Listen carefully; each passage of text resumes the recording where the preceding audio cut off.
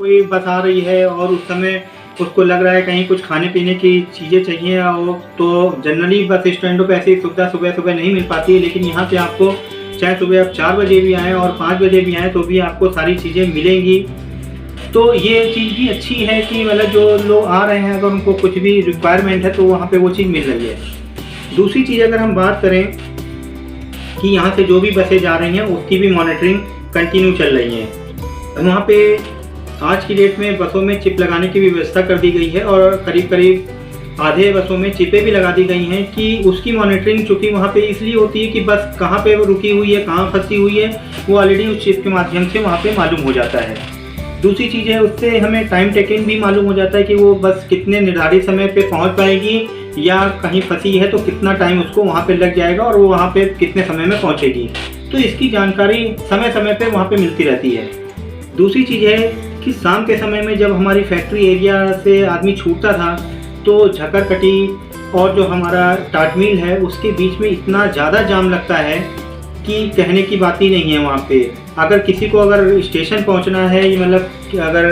Suppose that वहाँ पे किसी को स्टेशन पहुँचना है या स्टैंड पे पहुँचना है बस स्टैंड पे तो वहाँ पे झकरकटी से अगर वो चला भी है तो उसको कम से कम पौन घंटा 1-1 घंटा लग जाता था। तो आदमी कभी भी ये होता था कि अगर किसी को कहीं पे भी जाना है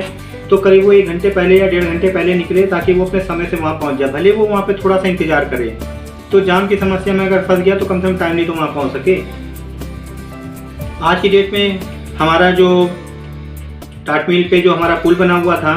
उसको समांतर भी करने के लिए तैयारियां चल रही थी और जो कि आज की डेट में पूरी हो गई हैं और समांतर पुल हमारा चालू हो गया है। तो अब हम ये बोल सकते हैं कि 1 वे रूट हो गया है, एक तरफ से आना और एक तरफ से जाना। तो जो जाम की स्थिति जो पहले बनती थी, दिन भर आए दिन वहाँ जाम लगा रहता था, वो अब जाम की स्थिति अब वहाँ पे नहीं है और अब आप किसी भी वक्त पहुँच सकते हैं अपने गंतव्य तक, तो कोई दिक्कत आपको नहीं होगी। दूसरी चीज़ें हैं कि समय समय पे आपको आप चाहे रात में भी आए तो रात में भी आपको बसें मिलेंगी। अपने जिस सिटी में आपको जाना है उसकी आप लोकेशन पता कर लीजिए, बाकी आपको वहाँ से आपको बस मिल जाएगी। तो ये देखा जाए कि अगर हम अपने बस स्टैंड की बात करते हैं तो यहाँ समय समय पे